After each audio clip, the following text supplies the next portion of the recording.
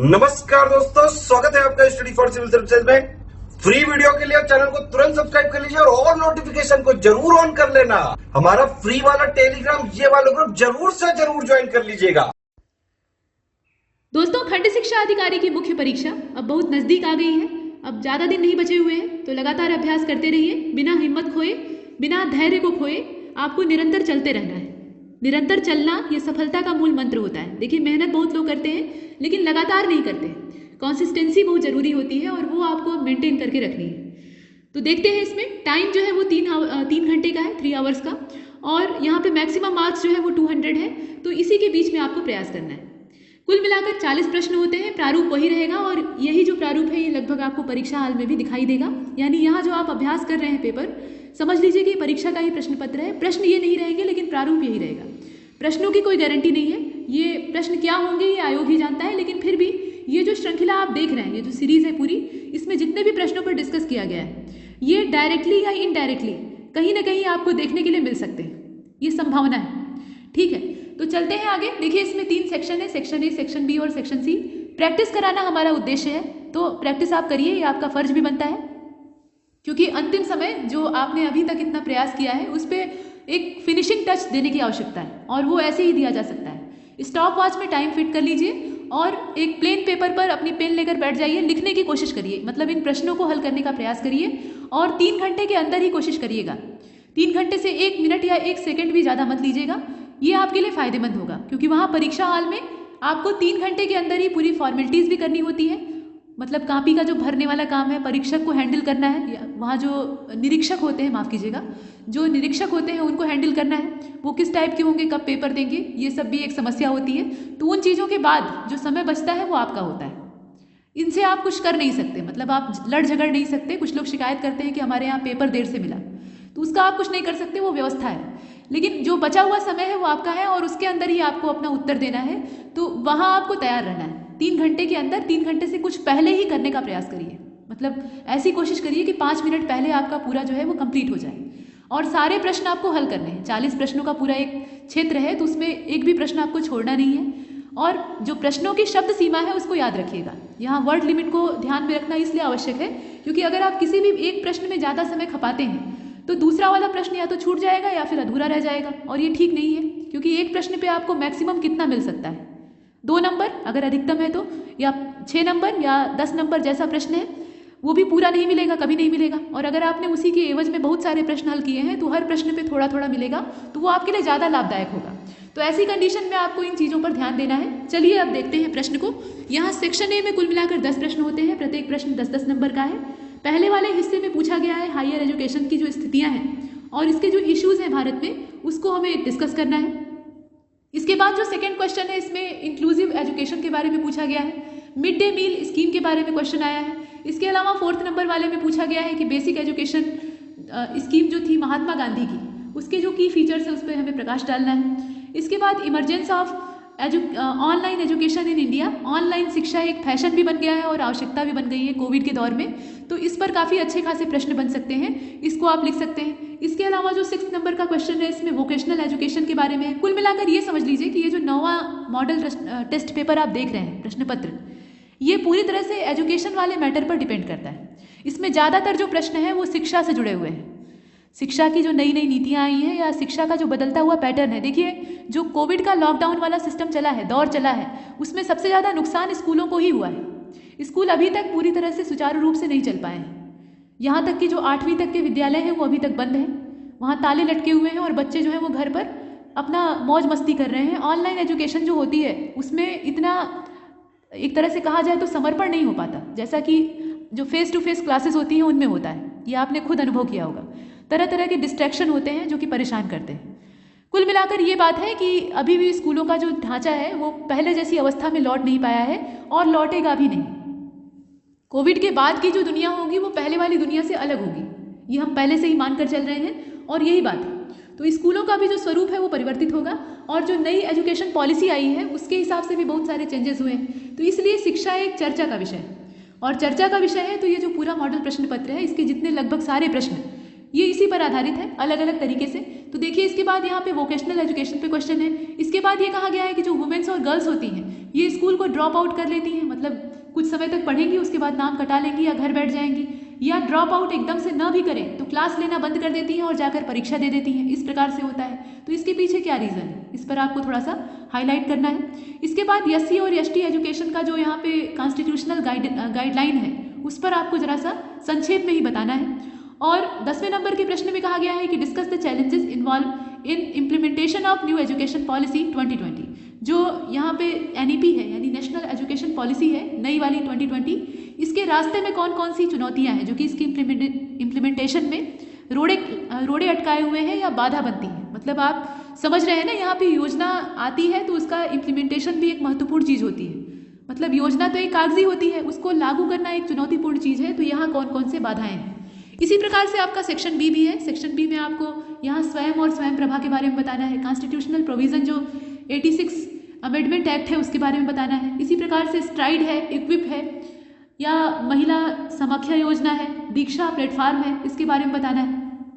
इसके बाद section C में आप देख रहे हैं 20 प्रश्न हैं। तो कुल मिलाकर अब मॉडल उत्तरों की ओर चलते हैं। पहला जो मॉडल आंसर है ये सेक्शन ए से है। पहला प्रश्न आप देख रहे हैं, इसमें हमें जो हायर एजुकेशन इंडिया की है उस पर डिस्कस करना है। तो क्या लिखिएगा, देखिए इसमें आप लिख सकते हैं, पूछा ये गया है कि भारत में जो हायर एजुकेशन है यानी उच्च शिक्षा है उससे जुड़े हुए मामलों पर आपको चर्चा करनी है। तो भारत जो है विश्व का सबसे युवा देश। क्यों ऐसा है? क्योंकि यहाँ पे यूथ पॉपुलेशन जो है वो मैक्सिमम है।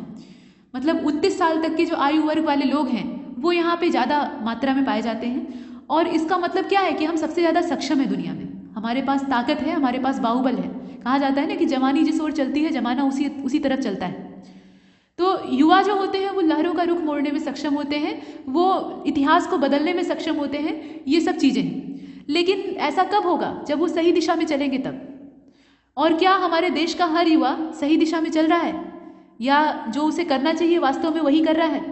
ऐसा नहीं है। अगर ऐसा होता तो दुनिया में सबसे शक्तिशाली हम ही होते, लेकिन ऐसा नहीं हो पा रहा है। हम जो है वो भटक रहे हैं, अभी भी संघर्ष कर रहे हैं अपने विकास के लिए। इसका मतलब ये है कि हम उस अपने जो जनानिकी लाभांश है यानी डेमोग्राफिक डिविडेंड है उसका लाभ नहीं ले पा रहे हैं। तो यहाँ ये चीज़ें हैं। अब देख लीजिए, जो ये जनसांख्यिकी लाभांश है इसके लाभों को प्राप्त करने के लिए युवाओं में शिक्षा के साथ साथ कौशल का विकास करना आवश्यक है। युवा जो है वो पढ़े लिखे तो हैं लेकिन बेरोजगारी की जो समस्या है उससे जूझ रहे हैं। इसके पीछे रीज़न क्या है? क्योंकि वो शिक्षित तो है लेकिन ट्रेंड नहीं है। तो ट्रेनिंग उन्हें उपलब्ध कराना, रोजगार की ट्रेनिंग देना, और उसके साथ साथ उनके दिमाग में जो एक नौकरी करने वाली मानसिकता भर गई है कि हमें जॉब पानी है, किसी के यहाँ जॉब पानी है। जॉब के लिए वो गवर्नमेंट का जो सेक्टर होता है उसमें अप्लाई करते हैं, प्राइवेट सेक्टर में जाकर इंटरव्यू देते हैं, अपना जो रिज्यूमे है वो पब्लिश करते हैं, अपना दिखाते हैं सब कुछ। लेकिन वो ये कोशिश नहीं करते हैं कि वो अपना उद्योग खुद लगाएं और अपने साथ साथ दूसरों को भी रोजगार उपलब्ध कराएं, स्टार्टअप जो होते हैं उनकी शुरुआत करें। तो इस प्रकार का जो कौशल है वो हर युवा के अंदर नहीं है। अगर ऐसा होता तो आत्मनिर्भरता यहाँ बहुत ज़्यादा बढ़ जाती। तो उन चीज़ों को डेवलप करना ये इसका एक उद्देश्य हो सकता है। अब यहाँ देख लीजिए, भारत में जो उच्च शिक्षा के मुद्दे हैं उसमें आप पहले तो 39% जो यूनिवर्सिटीज़ हैं और 78% कॉलेजेस, उनको भारत में इसमें प्रबंधित किया गया है। और उच्च शिक्षा में अगर यहाँ पे नॉमिनेशन की बात की जाए तो 66.4% है टोटल।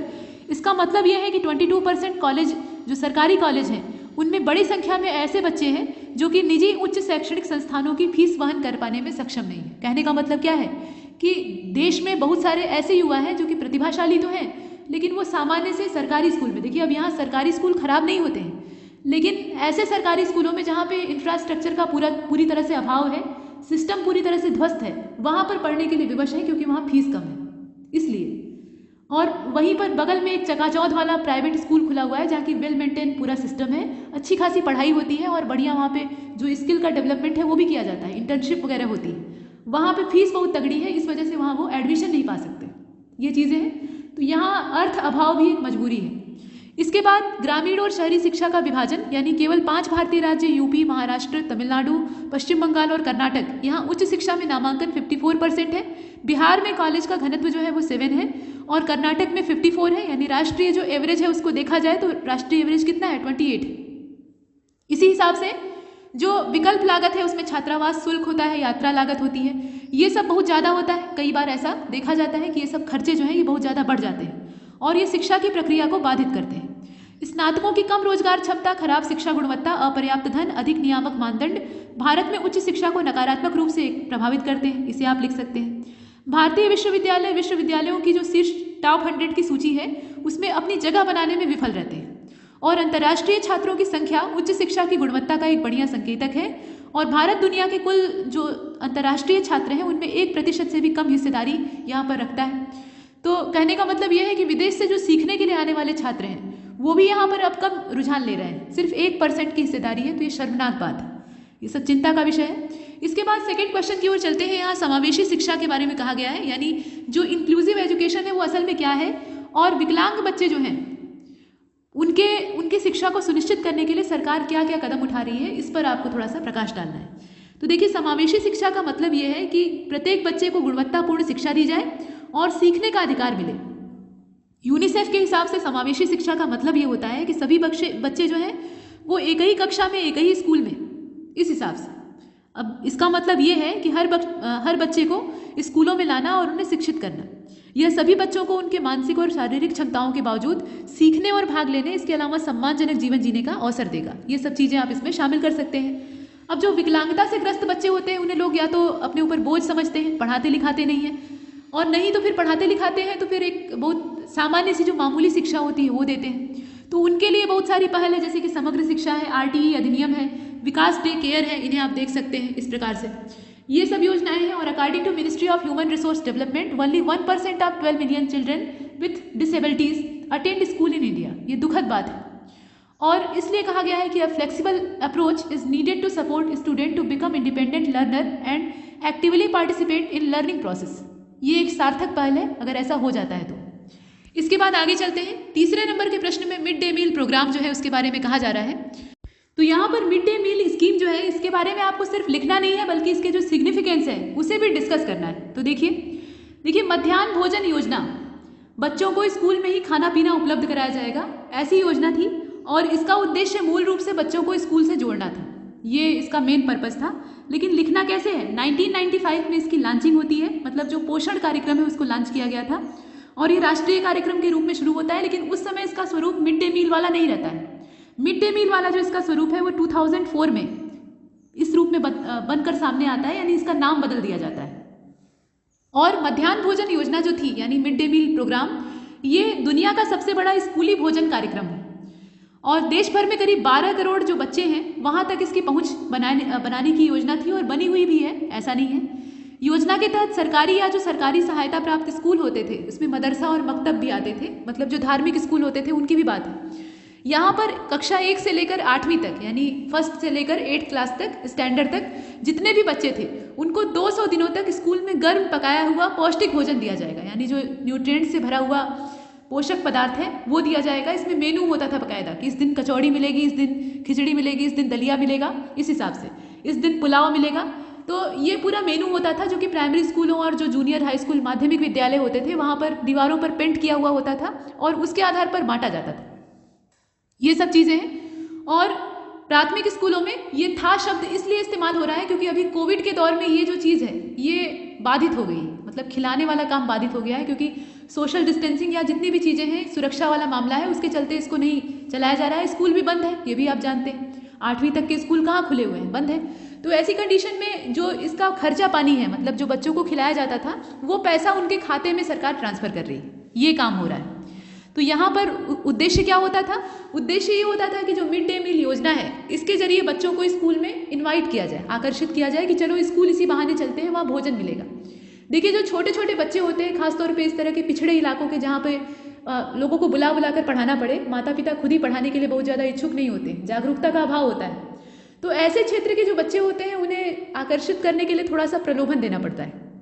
और प्रलोभन क्या हो सकता है, अच्छे भोजन का हो सकता है, बढ़िया कपड़े का हो सकता है, बैग का हो सकता है, किताब कापी का हो सकता है। अगर आप ये सब चीज़ें देते हैं, मतलब पूरा जो इंफ्रास्ट्रक्चर है, पूरा जो सुविधाएं हैं वो उपलब्ध करके देते हैं, तो गार्जियन जो है वो बच्चों को पढ़ने के लिए भेज देगा, और इससे क्या होगा, बच्चे का फ़ायदा होगा। तो थोड़ा सा आप जो अंगुली है उसको अगर टेढ़ा कर लेते हैं तो यहाँ घी निकाला जा सकता है, और इसीलिए सरकार ने ये प्रलोभन रखा। और उसके पीछे जो एक पंथ दो काज वाली बात है वो भी सिद्ध होती है। कहने का मतलब ये है कि खाना जो आप देंगे वो पोषक पदार्थों से भरा हुआ होगा। तो ये जो बच्चे हैं जो कि अभावग्रस्त परिवारों से आते हैं, इन्हें उस पोषण युक्त आहार का फायदा मिलेगा और ये उसको खाकर स्वस्थ रहेंगे, ऐसा सरकार का मानना है।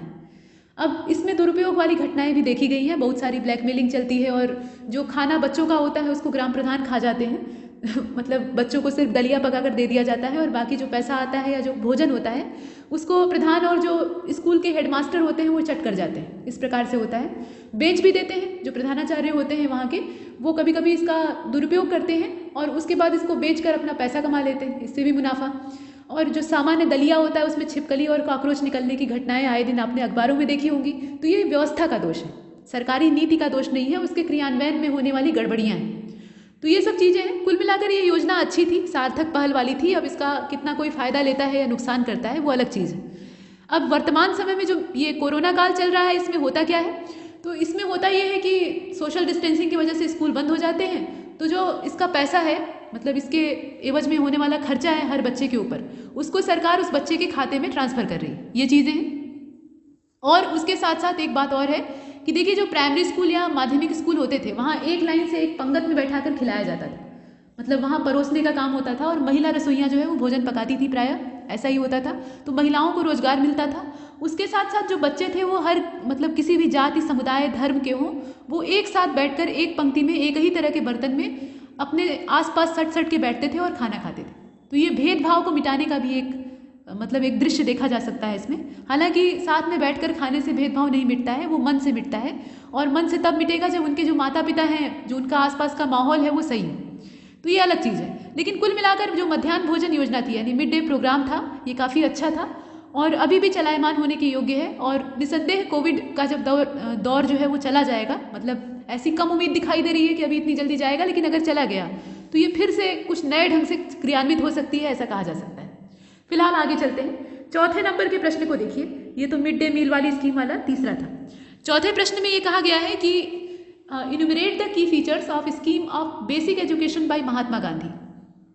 जो आधारभूत शिक्षा थी महात्मा गांधी के हिसाब से, मतलब ये बुनियादी शिक्षा की जो योजना थी, इसकी विशेषताओं पर आपको प्रकाश डालना है। तो गांधी जी की जो प्रणालियाँ थी उसमें इन्होंने अंग्रेजी शिक्षा का पुरजोर विरोध किया था और ये कहा कि जो शिक्षित वर्ग है और जो निरक्षर हैं उनके बीच में फूट डालने का काम है, यानी अंग्रेज सरकार दोनों के बीच में खाई बनाने की कोशिश कर रही है। और इसने भारत की खराब शिक्षा प्रणाली के लिए ब्रिटिश नीति को दोषी ठहराया था।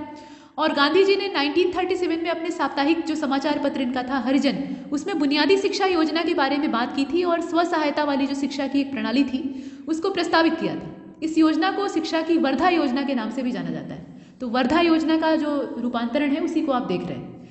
इसके बाद इसकी जो की फीचर्स है उसमें आप देखिए कि free universal and compulsory education for all between the age of 7 to 14 years, ये पहला है इसका।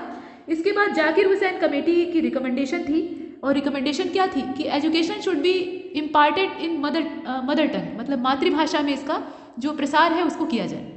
और जो वर्तमान NEP है यानी नेशनल एजुकेशन पॉलिसी है उसमें भी काफ़ी हद तक इसकी जो मिलती जुलती प्रावधान है वो हमें दिखाई देते हैं।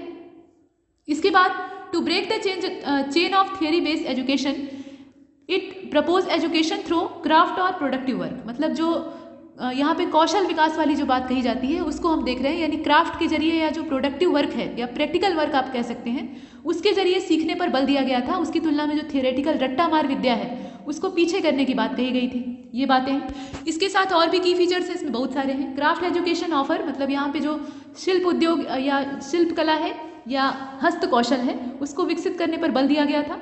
इसके अलावा craft must be taught properly so that it can be self supporting. The articles that were made by children were sold in local markets.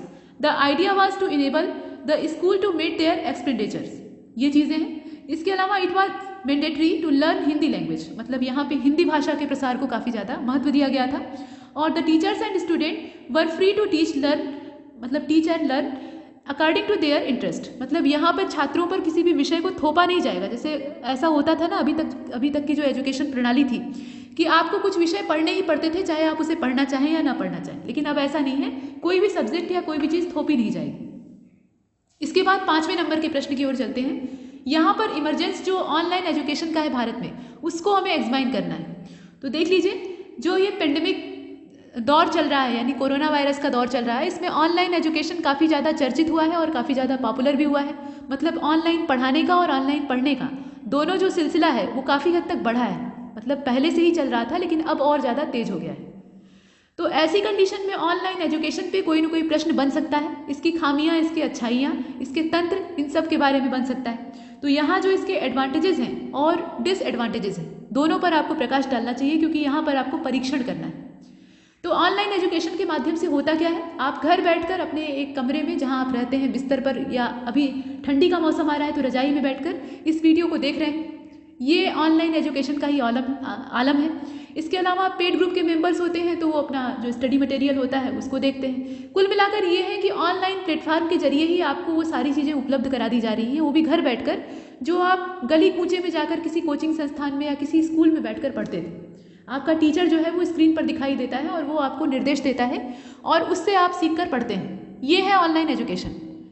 अब इसके प्लस पॉइंट क्या है, तो प्लस पॉइंट पहला तो यही है कि कोविड के दौर में आपको कहीं बाहर नहीं जाना है। इससे अच्छा क्या हो सकता है, मतलब सोशल डिस्टेंसिंग वाला जो इसमें झंझट है वो नहीं करना पड़ रहा है। उसके अलावा स्कूल खुले ही कहाँ हैं, और दूसरी चीज़ ये है कि बाहर अगर आप जाते हैं तो 25 तरह की जो सावधानियां हैं वो बरतनी पड़ेंगी, और इतना तेज इस महामारी का दौर चल रहा है कि आप कब संक्रमित हो जाएंगे कुछ भरोसा नहीं। ये बातें हैं। उसके अलावा खर्चीला भी कम है। जैसे उदाहरण के तौर पे ऑनलाइन एजुकेशन अगर नहीं होती तो जो इंग्लिश मीडियम स्कूल होते हैं वो कितनी तगड़ी फीस लेते हैं, आपको पता है।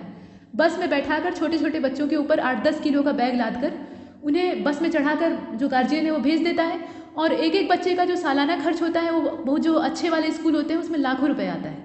मतलब आप यकीन करिए या ना करिए। तो ऐसी कंडीशन में उतना जो खर्चीली पढ़ाई थी उसको यहाँ ऑनलाइन सिस्टम ने हल्का कर दिया है। बस इसमें एक डिजिटल डिवाइस की आवश्यकता होती है, चाहे वो टैबलेट हो या मोबाइल हो, स्मार्टफोन हो, और उसके सहारे आप पूरी जो एजुकेशन प्रणाली है उसको समझ सकते हैं। एप्लीकेशन डाउनलोड करके पूरा जो स्टडी मटेरियल है उसको घर बैठे प्राप्त कर सकते हैं। तो ये इसकी कॉस्ट भी कम है। इसके अलावा बहुत सारी जो इसमें सुविधाएं हैं वो उपलब्ध हैं, लेकिन इसके जो दुरुपयोग हैं वो क्या है। दुरुपयोग ये है कि बच्चे जो है वो सिर्फ ऑनलाइन पढ़ने के सामान को ही देखेंगे, इसकी क्या गारंटी। आपने खुद अपने ऊपर इसको अनुभव करके देखा होगा, या आप इसे अपने ऊपर अप्लाई करके देखिए। जब आप YouTube पर कोई एजुकेशनल वीडियो देखते हैं और उस समय आपके रिकमेंडेशन में कोई दूसरा वीडियो आ जाता है जो कि काफ़ी ज़्यादा इंटरेस्टिंग है, मतलब आपके इंटरेस्ट से जुड़ा हुआ है, या ऐसे ही कोई आलतू फालतू है, तो अनायास ही आपकी उंगली उधर चली जाती है और आप उसको टच कर देते हैं, उसको देखने लगते हैं। कोई कार्टून देखने लगेंगे, कोई नई मूवी का गाना सुनने लगेंगे, कोई ट्रेलर देखने लगेंगे, या कुछ नई न्यूज़ जो मसालेदार हो उसको देखने लगेंगे। और बहुत से ऐसे भी होते हैं, मतलब वो अभ्यर्थी होते हैं या नहीं पता नहीं, ईश्वर ही जानते हैं, लेकिन जो विकृत मानसिकता वाले होते हैं, व्यसन के आदी होते हैं, तो वो पोर्न देखने लगते हैं। ये भी होता है, जो ब्लू चीज़ें होती हैं वो देखने लगते हैं। तो ये सब ऑनलाइन का दुरुपयोग है। अभी आपने जो बॉयज़ लॉकर रूम वाला घटनाक्रम था उसको सुना होगा, तो ब्लैकमेलिंग का भी केस इसमें शुरू हो सकता है। इसके अलावा ऑनलाइन का दोष सबसे बड़ा ये है कि स्क्रीन के सामने आपको घंटों गुजारने पड़ेंगे, तब आप जाकर पढ़ेंगे। ये सबसे बड़ी समस्या होती है। आंखें आपकी कोई रोबोट की आंखें तो है नहीं, इंसानी आंखें हैं, और इनकी भी अपनी एक सीमा है। स्क्रीन का ज़्यादा देर तक अगर आप इस्तेमाल करते हैं तो आप मानसिक रोगी तो बनेंगे ही, उसके साथ साथ आपकी आंखों की क्षमता घटती जाएगी। मतलब जो आपकी आंखों की खराब होने की एक उम्र है, ऐसा होता है ना कि एज बढ़ने पर जो आंखें हैं वो कमज़ोर होती हैं, ये एक नेचुरल प्रोसेस है, लेकिन उससे कहीं पहले आपकी आंखें बहुत ज़्यादा कमज़ोर हो जाएंगी। मतलब आंखों में तरह तरह की समस्या, सूखापन हो सकता है, या पानी गिरने की दिक्कत हो सकती है, आंखों में दर्द हो सकता है, भारीपन हो सकता है, इसके अलावा खुजली हो सकती है, दिमाग में जो भारीपन है वो हो सकता है, सिर दर्द कर सकता है, बहुत तरह की समस्याएं। और कुछ नहीं होगा तो चिड़चिड़ापन तो हो ही जाएगा। इंटरनेट को ज़्यादा समय तक यूज़ करिए तो आपके अंदर एक चिड़चिड़ेपन की भावना पैदा होती है, वो एक स्वाभाविक चीज़ है। तो ये सब चीज़ें एक समस्या है। और उसके साथ साथ कुछ और दिक्कतें भी हैं। ऑनलाइन किसी भी चीज़ को करने में आप घर बैठकर काम करते हैं, अपना जो पढ़ने का काम है उसको घर बैठकर कर रहे हैं, या जो आपका टीचर है वो भी घर बैठकर पढ़ा रहा है। तो घर के अंदर घर की अपनी जिम्मेदारियां होती हैं, तो उन जिम्मेदारियों को निभाने के बाद ही आप पढ़ सकते हैं, ये भी एक बात है। और ऐसी कंडीशन में ये जो जिम्मेदारियां होती हैं ये आपका पीछा नहीं छोड़ती हैं। आप पढ़ रहे हैं तब भी नहीं छोड़ेंगी, पढ़ा रहे हैं तो भी नहीं छोड़ेंगी। पता लगा आपने अभी एक चैप्टर खोला ऑनलाइन और उसके वीडियो को देखना शुरू किया, या उसका जो PDF है उसे आप पढ़ रहे हैं, और ऐसे में आसपास के जो लोग हैं वो उसी कमरे में आकर टीवी को खोल देंगे, या उधम मचाना शुरू कर देंगे, या आपके माता पिता हैं तो आपको किसी काम के लिए हाँक लगा देंगे। और अगर लड़कियां हैं तो उनके लिए और समस्याएं हैं, क्योंकि भारतीय जो समाज है उसमें मानसिकता ये है कि लड़कियां जो है वो फ्री की नौकरानी होती हैं। मतलब ये अच्छा लगे या नहीं लगे सुनने में, लेकिन ऐसा सही होता है। वो बड़े से बड़े परिवारों की भी मानसिकता होती है। जो नहीं ऐसा सोचते हैं वो काबिले तारीफ है, लेकिन ज़्यादातर लोगों की बात हो रही है, तो एक मुफ्त की उन्हें काम वाली मिल जाती है। ऐसा नहीं है कि उसके प्रति सहानुभूति नहीं होती है, लेकिन उससे ये अपेक्षा होती है कि वो घर के सारे काम करे और उसके बाद तब जाकर अपने बारे में सोचे, ऐसा। और अगर वो पहले अपने बारे में सोचती है, अपनी पढ़ाई और अपने उद्देश्य के बारे में सोचती है, तो यहाँ उसकी आलोचना होती है। ये सबसे बड़ी दिक्कत होती है।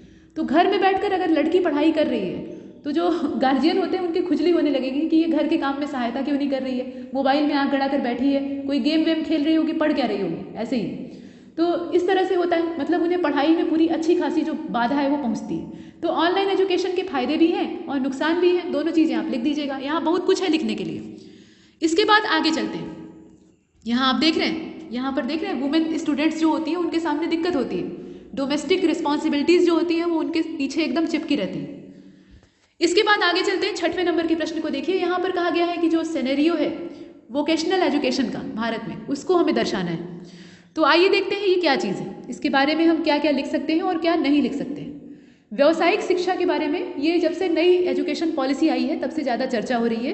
व्यावसायिक शिक्षा उन अनुदेशात्मक पाठ्यक्रमों को संदर्भित करती है जो किसी विशेष व्यापार या नौकरी को पाने के लिए एक कौशल विकास पर ध्यान केंद्रित करते हैं। जैसे आपने कोई व्यावसायिक शिक्षा प्राप्त की है तो आपको जॉब तुलनात्मक रूप से ज़्यादा आसानी से मिलेगी। हालांकि आप अब जो समय चल रहा है उसमें नौकरी मिल ही जाएगी, इसकी कोई गारंटी नहीं है। जिनकी है उनकी भी जा रही है। बेरोजगारी का पूरा एक मंजर चल रहा है और ये भविष्य में और ज़्यादा गंभीर होने वाला है। यकीन मानिए ये परिस्थितियाँ इतनी जल्दी बदलेंगी नहीं और भयावह स्थितियाँ आने वाली हैं, क्योंकि जो स्थितियाँ मतलब जो इस समय दौर चल रहा है इसमें सुधरने की गुंजाइश अभी दिख नहीं रही और जो इकोनॉमी है वो लगातार नीचे गिरती जा रही है। सरकार चाहे जितने बड़े बड़े दावे करे, लेकिन स्थितियाँ गंभीर हैं, इसमें कोई संदेह नहीं। फिलहाल देखिए यहाँ पर ये कहा जा रहा है कि कौशल विकास जब आपका किया जाएगा, व्यावसायिक शिक्षा का जो पाठ्यक्रम होता है वो इसी हिसाब से होता है, प्रैक्टिकल बेस्ड एजुकेशन होती है। आप प्रयोग के द्वारा हर चीज़ को करके देखते हैं और आपके अंदर जो काम है, चीज़ें हैं, उनको करने की एक स्किल डेवलप होती है।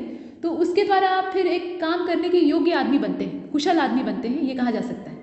और आपकी हर जगह पूछ होती है, डिमांड होती है। तो वही चीज़ यहाँ भी है। अब देखिए भारत में जो व्यावसायिक शिक्षा है उसकी आवश्यकता क्यों है, तो वही बात जो आपने पहले देखी कि भारत की आधा से अधिक आबादी जो है वो युवा है, यानी 65% कामकाजी वर्ग की आबादी है। युवा तो नहीं कहा जा सकता सबको, लेकिन हाँ ये है कि काम करने के योग्य है, बाहुबल उनके अंदर है। और ऐसी जो आबादी है अगर इसको ट्रेंड कर दिया जाए, काम करने में कुशल बना दिया जाए, तो आप समझ लीजिए कि कितना फ़ायदा होगा। ये तो बताने की आवश्यकता भी नहीं है। तो वही चीज़ है। इसके अलावा MSME को बढ़ावा मिलेगा इससे, ये भी चीज़ है। MSME सेक्टर जो है इससे काफ़ी ज़्यादा प्रमोट होगा।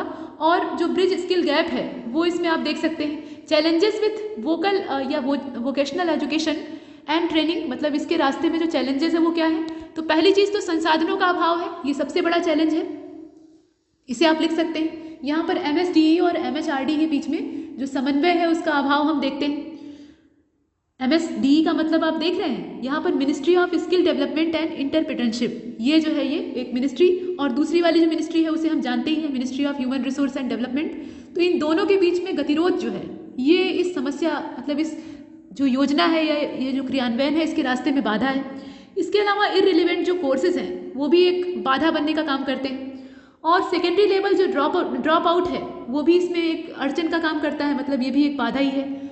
और यहाँ पे आप देख रहे हैं कि जो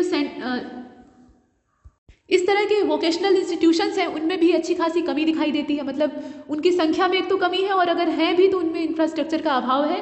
और साथ ही साथ जो स्किल्ड टीचर है, देखिए स्किल डेवलप करने की बात तो हो रही है कि जो युवा है उनको कौशल युक्त बनाया जाए, लेकिन उनको सिखाने वाले भी तो चाहिए। तो उस तरह के योग्य जो अध्यापक हैं उनकी भी कमी है, ये भी एक समस्या है। और उसके साथ साथ यहाँ देख रहे हैं आप क्वालिफाइड जो ट्रेनर्स हैं उनकी बात कही जा रही है।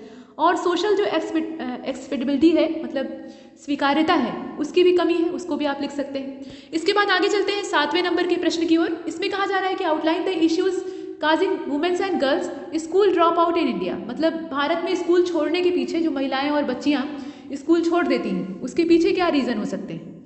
तो यहाँ पर ये कहा जा सकता है कि भारत में जो कंजर्वेटिव ट्रेडिशनलिज्म है, यानी परंपरावाद है, और वो कैसा है, संरचनात्मक है, पितृसत्तात्मक समाज है, उसमें महिलाओं का स्तर काफ़ी नीचे है। हालांकि अब महिला सशक्तिकरण की बात हो रही है, वुमेन एम्पावरमेंट की हम बात करते हैं, तो प्रमोशन तो हम लोग करते हैं, प्रमोट करते हैं, लेकिन उसकी तुलना में जो इस समय स्थितियां हैं सुधार में है, लेकिन कमियां भी हैं। ऐसा नहीं है कि तंत्र पूरी तरह से सुधर गया है। सुधर गया होता तो ये चर्चा में क्यों रहता। समस्या जहाँ होती है उसी की चर्चा होती है। तो ये चीज़ें हैं। और इसमें आप लिख सकते हैं कि यहाँ पर जो जेंडर रेशियो है उसमें बेसिक एजुकेशन की अगर बात की जाए तो महिलाओं की स्थितियाँ अभी भी पुरुषों की तुलना में नीचे हैं। आप सेंसस जो 2011 वाला है उसका डाटा देख लीजिए, लिटरेसी रेट को देख लीजिए, महिलाओं और पुरुषों का अनुपात, उसमें अंतर है। तो अंतर है तो इसका मतलब क्या है कि लैंगिक असमानता अभी भी मौजूद है। देखिए, महिला सशक्तिकरण का मतलब ये नहीं होता है कि महिलाओं को एकदम ऊपर कर दिया जाए, दोनों को बराबरी का अधिकार दिया जाए। यहाँ सशक्तिकरण का मतलब ये है कि समान शक्ति प्रदान की जाए, उन्हें सशक्त तो बनाया जाए लेकिन किसके समान? पुरुषों के समान।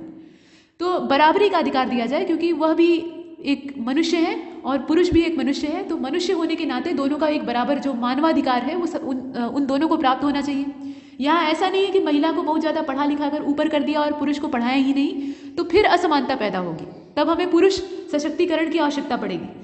लेकिन ऐसा यहाँ जो फेमिनिज्म वाला मुद्दा है उसको मत शामिल करिएगा। यहाँ महिलाओं की शिक्षा से संबंधित जो मुद्दा है उसको इसलिए उठाया जा रहा है क्योंकि महिलाएं और बच्चियाँ अभी भी देश के बहुत सारे हिस्से ऐसे हैं जहाँ कुछ समय तक तो पढ़ने जाती हैं लेकिन उसके बाद स्कूल छोड़ देती हैं। ऐसा क्यों होता है?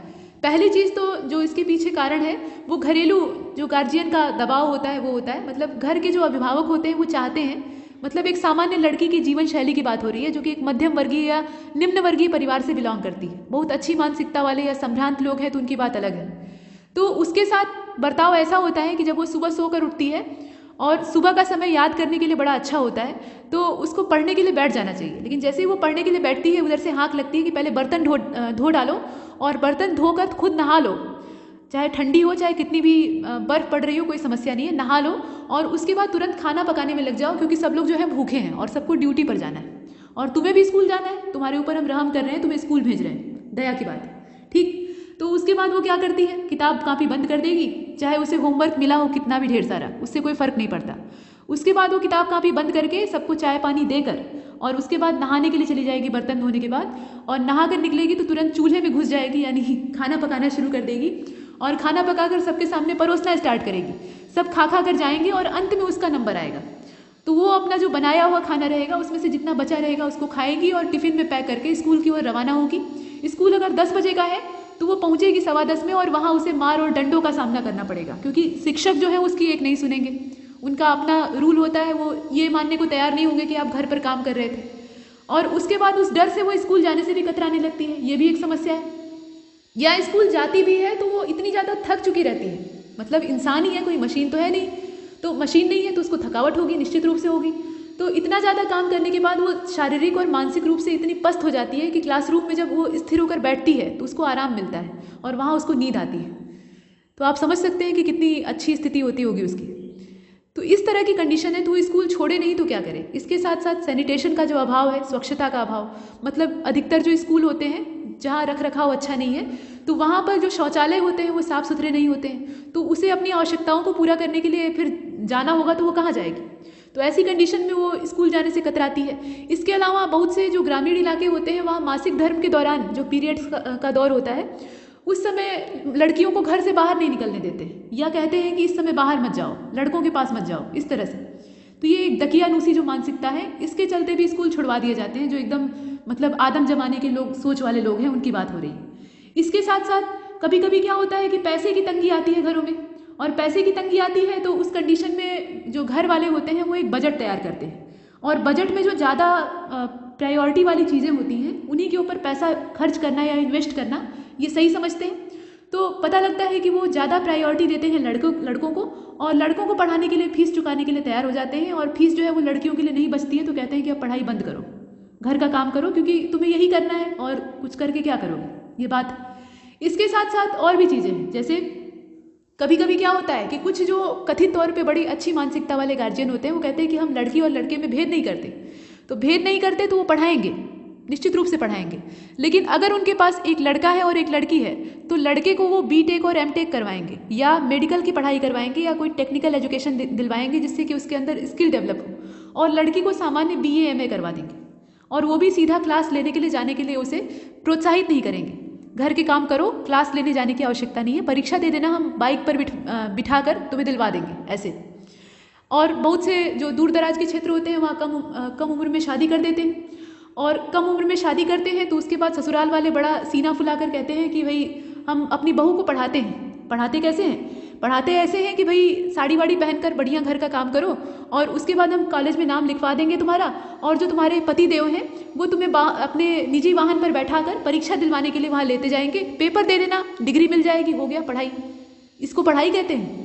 लेकिन यहाँ पर इसी तरह की जो मानसिकता है वो आती है। तो अब बताइए कि जो लड़कियाँ और महिलाएं हैं वो स्कूल छोड़ रही हैं, तो इसके पीछे जो रीज़न है वो किस तरह के, इन्हीं चीज़ों को आपको लिखना है। यहाँ क्या लिखा है इससे बहुत ज़्यादा फर्क नहीं पड़ता, इन्हें भी आप देख लीजिए। फैमिली ऑनर है, इसके अलावा व्यवहारिक चीज़ें हैं।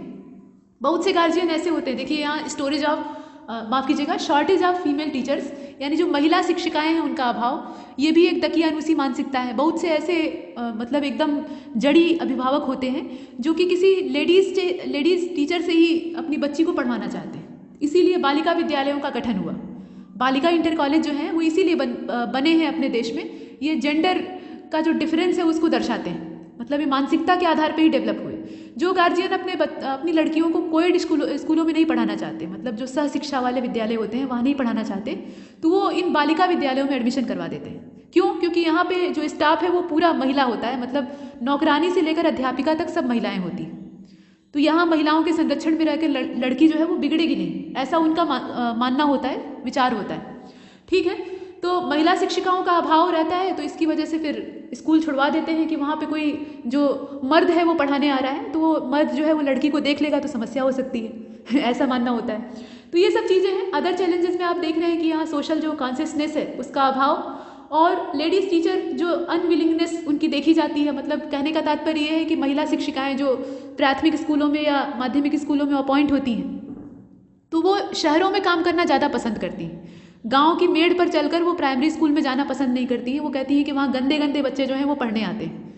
मतलब ये सोफे पर और एसी में रहने वाली जो महिलाएं होती हैं, इन्हें पोस्टिंग मिल जाती है तो ये अपना जो पद होता है उसका दुरुपयोग करती हैं। अगर वो ऐसा सोचती हैं तो, नहीं सोचती हैं तो काबिले तारीफ़ है।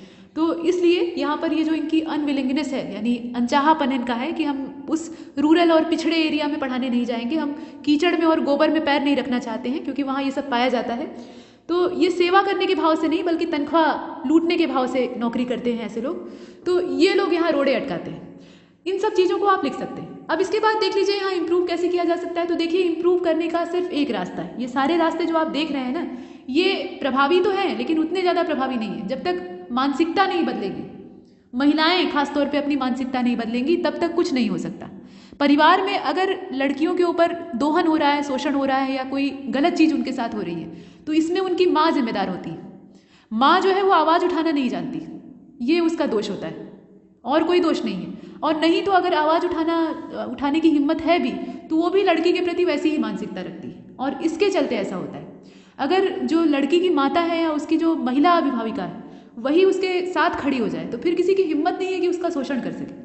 ये चीज़ है। तो कुल मिलाकर ये एनजीओ वगैरह है, चाहे तो आप लिख सकते हैं। और कंक्लूजन में देखिए यहाँ ज्वलंत विचारों को भरिए। ये महिला सशक्तिकरण वाला जो मुद्दा है इसमें आप खुल कर लिख सकते हैं। ये निबंध जैसा है, इसमें कुछ प्रश्न जैसी बात नहीं है, बस जो शब्द सीमा है वो 125 की है। कंक्लूजन में आप लिख सकते हैं, इसमें बहुत सारी चीज़ें हैं। वुमेन एजुकेशन जो होती है या गर्ल एजुकेशन, इससे बहुत सारे समाज को फ़ायदे हैं। समाज को फ़ायदा तो होगा ही, लेकिन लड़की को बहुत ज़्यादा फ़ायदा होता है।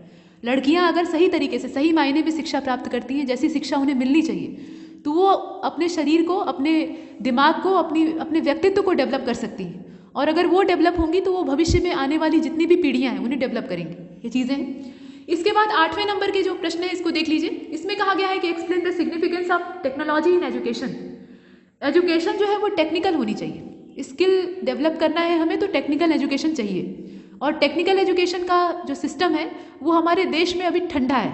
मतलब ऐसा नहीं है कि लोग टेक्निकल एजुकेशन नहीं प्राप्त करते हैं, लेकिन अभी परंपरागत जो शिक्षा है उसका दौर अभी गुजरा नहीं है, लोग उसको भी पाने के लिए इच्छुक रहते हैं।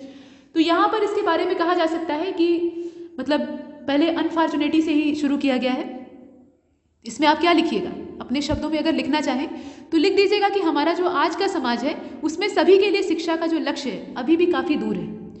और शिक्षा में प्रौद्योगिकी का इस्तेमाल, यानी जो टेक्नोलॉजी है या जो इसमें अपनी तरफ से जोड़ने की चीज़ें हैं, तो उसका उपयोग हमें आदर्श के नज़दीक पहुंचने में काफ़ी सहायक सिद्ध हो सकता है। शिक्षा की लागत कम हो सकती है, शिक्षा की क्षमता में सुधार हो सकता है और शिक्षा की पहुंच का विस्तार हो सकता है। अब टेक्नोलॉजी का इस्तेमाल टेक्निकल एजुकेशन देने के लिए तो किया ही जा सकता है, उसके अलावा टेक्निकल एजुकेशन को लोगों तक पहुंचाने के लिए भी जो तकनीकियां हैं उनका हम इस्तेमाल कर सकते हैं, यानी इंस्ट्रूमेंट्स को यूज़ कर सकते हैं। जैसे मुक्त शैक्षणिक संस्थानों का या संसाधनों का जो राष्ट्रीय भंडार है उसके द्वारा, इसके अलावा डिजिटल लाइब्रेरी वाला जो सिस्टम है, ई ज्ञान कोश है, ई पीजी पाठशाला है, इसको आप डाल सकते हैं। इसके अलावा मैसिव ओपन ऑनलाइन कोर्सेज हैं, उसको आप डाल सकते हैं।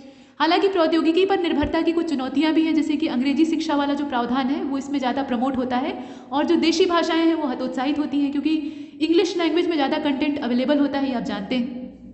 निष्कर्ष यही है कि एक संतुलन के साथ इसका इस्तेमाल किया जाए, मतलब जितना आवश्यक हो उतना यूज़ करें, अधिकाधिक नहीं। अति किसी भी चीज़ की अच्छी नहीं होती है, तो इसको एक सीमित मात्रा में। इसके बाद 9वें नंबर के प्रश्न को आप देखिएगा। इसमें कहा गया है कि briefly outline the constitutional guideline for SC and STs education in India. मतलब इन दोनों समुदायों की जो शिक्षा प्रणाली है या शिक्षा व्यवस्था है उसको संवैधानिक मार्गदर्शन में अगर देखा जाए तो उसके बारे में ज़रा सा हमें इसमें लिखना है।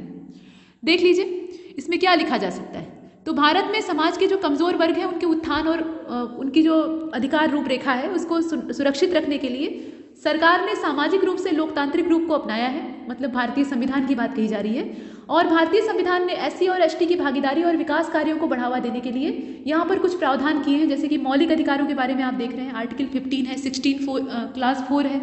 इसके अलावा 17 नंबर का है, फंडामेंटल राइट्स की बात हो रही है।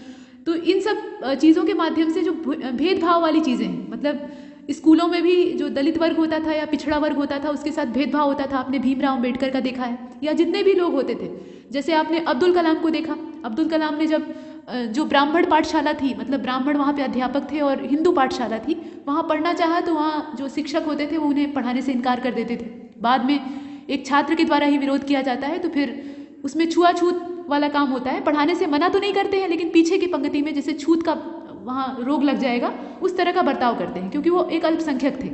तो इस तरह का अल्पसंख्यक वाला जो भेदभाव था वो वहाँ दिखाई देता है। लेकिन ऐसा ही बर्ताव हिंदू धर्म के अंदर भी जो जाति वाली व्यवस्था है उसमें होता था।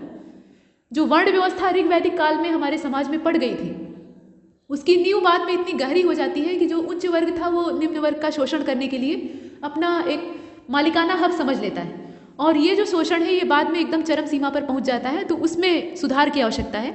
देखिए यहाँ जो जाति की व्यवस्था है वो खुद ही अपने आप में निंदनीय है। समाज को एक रूप होना चाहिए, जाति के रूप में बटा हुआ नहीं होना चाहिए। लेकिन फिलहाल जो है सो है, इसमें संवैधानिक ढांचा बनाया गया है। संवैधानिक ढांचा इसलिए बनाया गया है ताकि शोषण को रोका जा सके, और शोषण को जब रोका जा सके तो इसके लिए जो अनुच्छेद है उनका आप ब्यौरा दे सकते हैं। इसके अलावा अनुच्छेद 46 है, राज्य का जो नीति निदेशक सिद्धांत है DPSP वाला, उसको आप डाल सकते हैं। आर्टिकल 320 है, 335 है, 338 है, 338A है, इन सब चीज़ों को आप इसमें डाल सकते हैं। इसके बाद 10वें नंबर के प्रश्न को आप देख लीजिए। इसमें 10वें नंबर वाले प्रश्न में ये कहा गया है कि discuss the challenges involve in implementation of new education policy 2020, और यहाँ पर आंसर गायब है। बहुत अच्छी बात है। तो यहाँ जब उत्तर गायब है तो इसके बारे में सुन लीजिए। यहाँ आपको कुछ लिखना नहीं है, मतलब कुछ नया नहीं लिखना है। नेशनल एजुकेशन पॉलिसी जो 2020 वाली है उसी के प्रावधानों को लिखना है। आपने अभी एक ऐसे देखा होगा जिसमें कि मैंने जो न्यू एजुकेशन पॉलिसी है जो कि राष्ट्रीय स्तर पर आई है, 1986 वाली नीति को ये हटाकर उसके स्थान पर 34 साल बाद हाजिर हुई है।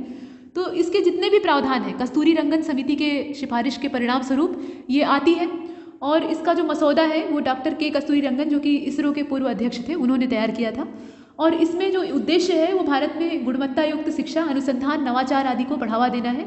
चुनौतियां इसके रास्ते में क्या हैं? तो चुनौतियां बहुत सारी हैं। पहले तो इसके इम्प्लीमेंटेशन में ही चुनौतियां हैं। शिक्षकों की इतनी उपलब्धता नहीं है जितनी कि इसमें बताया गया है। मतलब कुशल ट्रेनर्स की आवश्यकता पड़ेगी, एजुकेटर्स की आवश्यकता पड़ेगी, टीचर्स की आवश्यकता पड़ेगी। तो इतने सारे कहाँ से आएंगे? या तो आप उतनी नियुक्तियाँ करिए, और नियुक्तियाँ करेंगे तो पैसा देना पड़ेगा, मतलब तनख्वाह देनी होगी, और तनख्वाह देनी होगी तो जो सरकारी खजाना है वो इतना सक्षम नहीं है, जितने हैं उन्हीं को देते नहीं बन रहा है। तो ऐसी कंडीशन में आप क्या कीजिएगा? ये एक सबसे बड़ी समस्या है। उसके अलावा जो नामांकन अनुपात है उसको भी आपको देखना पड़ेगा, और निम्न गुणवत्ता वाले जो प्रशिक्षण संस्थान हैं शिक्षकों के, मतलब शिक्षकों को जहाँ पे ट्रेंड किया जाता है, जहाँ इनकी फाउंडेशन तैयार होती है वो खुद ही अयोग्य होते हैं। मतलब ऐसे संस्थान डेवलप किए गए हैं जो कि खुद इस लायक नहीं होते हैं कि वो शिक्षकों को योग्य बना सकें। तो उनका क्या किया जाए? फिर बुनियादी जो सुविधाएं हैं स्कूलों में वो भी एकदम से आधी अधूरी हैं। इसके अलावा GDP का एक बड़ा हिस्सा इस पर खर्च नहीं किया जा सकता, क्योंकि पहले से ही हम रक्षा वाले क्षेत्र में बहुत अच्छा खासा इन्वेस्ट कर चुके हैं बाहरी चुनौतियों से निपटने के लिए। तो बहुत तरह की दिक्कत है। त्रिभाषा फार्मूला अपने आप में समस्या है। इसके अलावा शिक्षा जो है वो समवर्ती सूची का विषय है, तो यहाँ राज्य और केंद्र के बीच में खींचतान वाली जो समस्या है वो भी खड़ी हो सकती है। तो चैलेंजेस जो है उसके बारे में आपको लिखना है। चलते हैं आगे, सेक्शन बी को देख लीजिए। इसमें कहा जा रहा है कि ईच क्वेश्चन इन 50 वर्ड्स, यानी 50 शब्दों की सीमा है और उसके अंदर आपको आंसर देना है। तो स्वयं और स्वयं प्रभा पर आपको थोड़ा सा लिखना है। ये क्या है, study waves for active learning. यहाँ एक्टिव लर्निंग से मतलब क्या है, सक्रिय जो सीखने का प्रोसेस है उसके बारे में कहा जा रहा है। Learning for young aspiring minds, मतलब यहाँ पर ये कहा गया है कि जो युवा आकांक्षाएं हैं उनके लिए अध्ययन सक्रियता का अध्ययन वेब मंच, ये ऑनलाइन मंच के तौर पे काम करता है, मतलब ये वेब के माध्यम से चलने वाला है, इसे आप लिख दीजिएगा।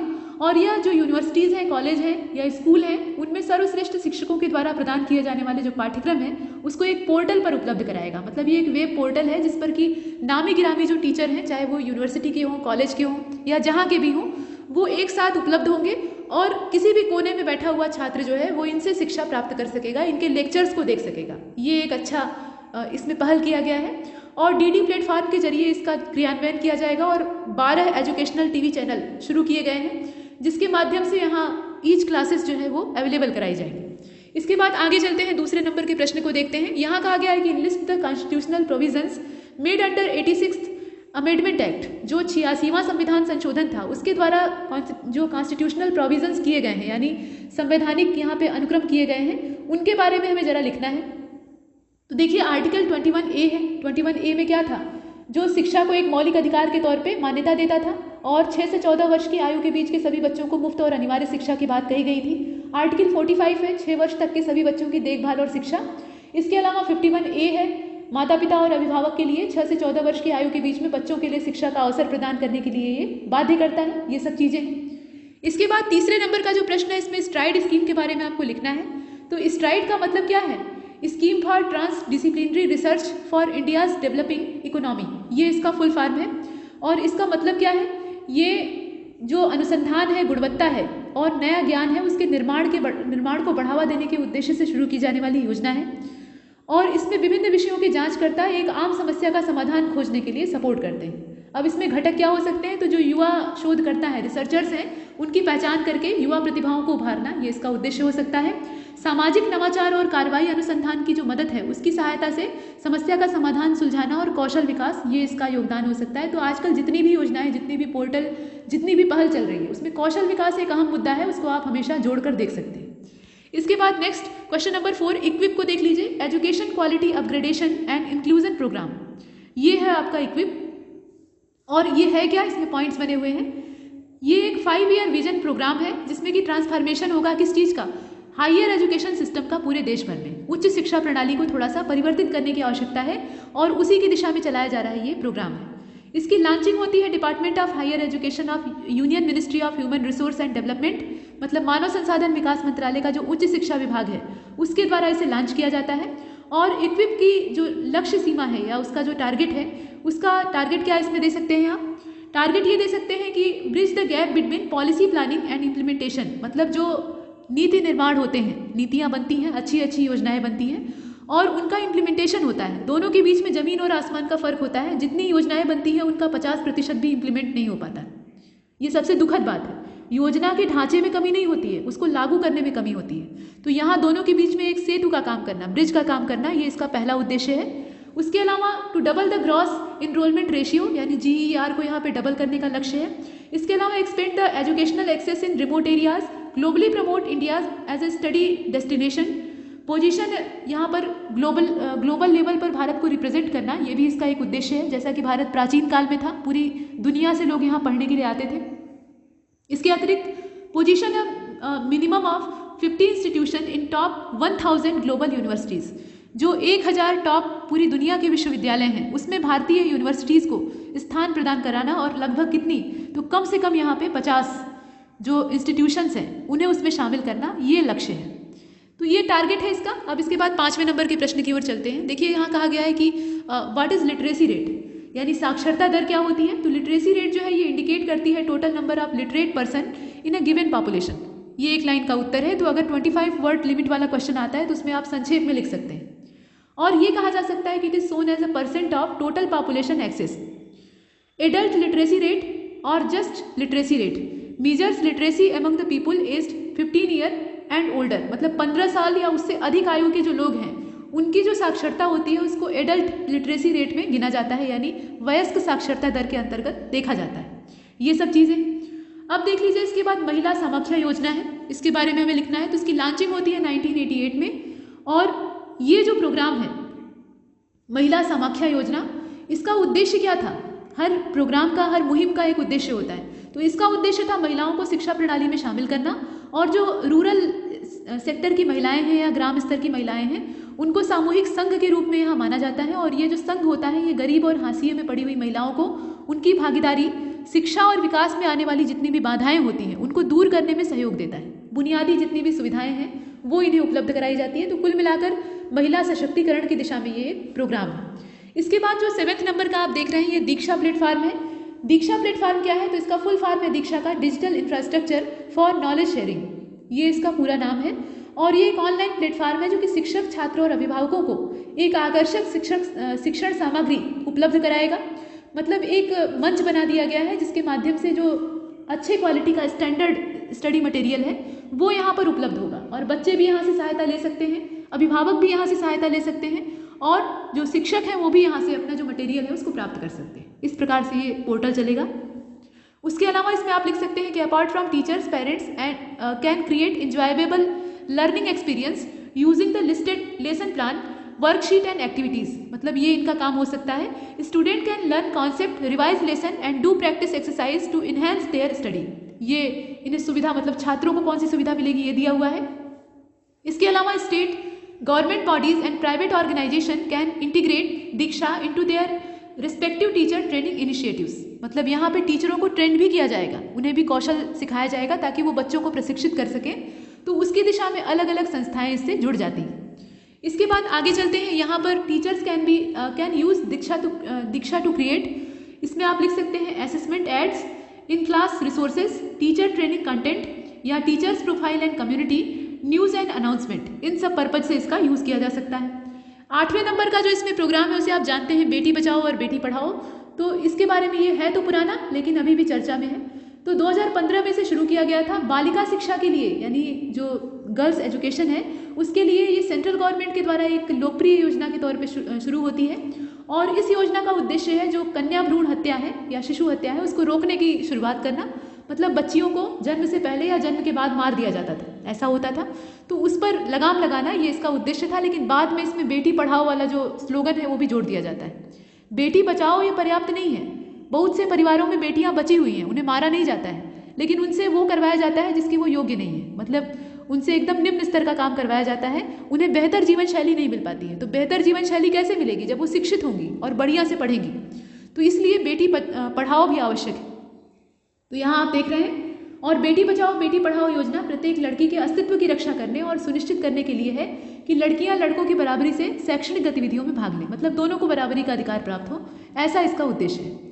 इसके बाद 9वें नंबर के प्रश्न में आप देख रहे हैं आईसीटी का महत्व क्या है, शिक्षा के क्षेत्र में महत्व क्या है। वैसे तो हर क्षेत्र में अपना अलग अलग महत्व है। देखिए जो इंफॉर्मेशन टेक्नोलॉजी है, मतलब इंफॉर्मेशन और कम्युनिकेशन टेक्नोलॉजी, उसी को कहा जाता है आईसीटी। आई से इंफॉर्मेशन, सी से कम्युनिकेशन और टी फॉर टेक्नोलॉजी।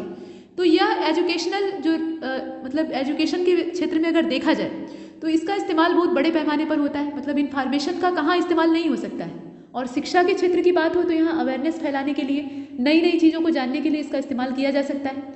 तो आईसीटी जो है ये सूचना को परोसने के लिए और कुछ भी जोड़ने और बढ़ाने का काम करने के लिए एकदम आदर्श माना जाता है, और शिक्षण की गतिविधियों में इससे काफ़ी हद तक रिफॉर्म हो सकता है, सुधार हो सकता है। इसके बाद 10वें नंबर के प्रश्न को देख लीजिए। यहाँ पर आपको जो मनोदर्पण पहल है उस पर एक छोटा सा नोट लिखना है। मनोदर्पण ये स्कीम है, इनिशिएटिव आप इसे कह सकते हैं। इसकी लॉन्चिंग होती है आत्मनिर्भर भारत वाला जो प्रोग्राम था उसी के अंतर्गत। आत्मनिर्भर भारत योजना ये एक पूरा मतलब एक अम्ब्रेला प्रोजेक्ट था, उसके अंतर्गत इसे शुरू किया जाता है।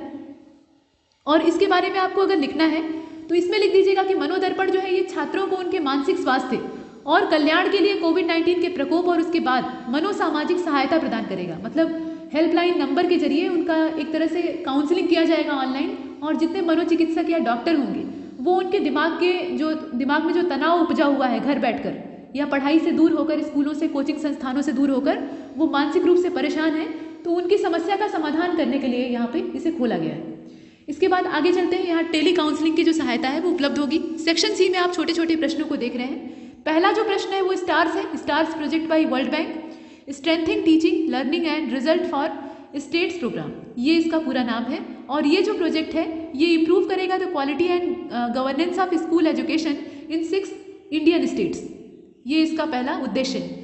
और इसकी लॉन्चिंग होती है हिमाचल प्रदेश में, इसके अलावा केरला में, मध्य प्रदेश में, महाराष्ट्र में, उड़ीसा में और राजस्थान में। यूपी इससे बाहर है, लेकिन यूपी गवर्नमेंट जो है और उत्तर प्रदेश लोक सेवा आयोग उसकी मानसिकता है कि दूसरे राज्यों के प्रश्नों में ये ज़्यादा इंटरेस्ट रखते हैं।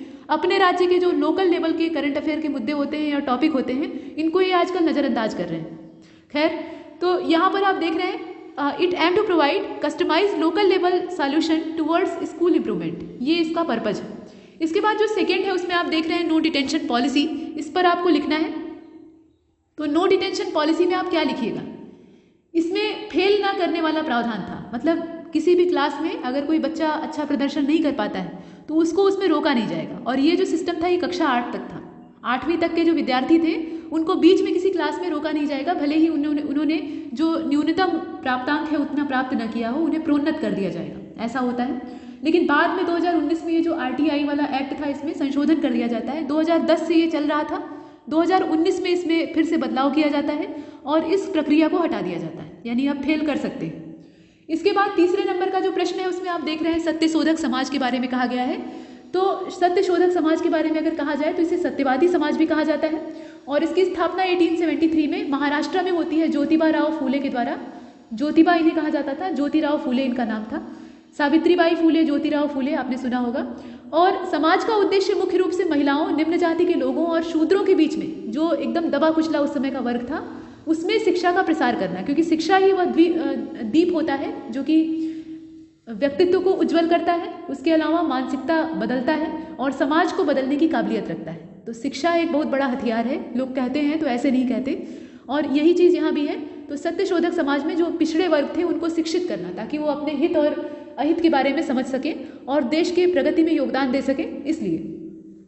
इसके बाद शगुन को आप देख लीजिए, ये चौथे नंबर का है। तो ministry of human resource and development has launch an integrated learning system, और इसी को कहा गया शगुन।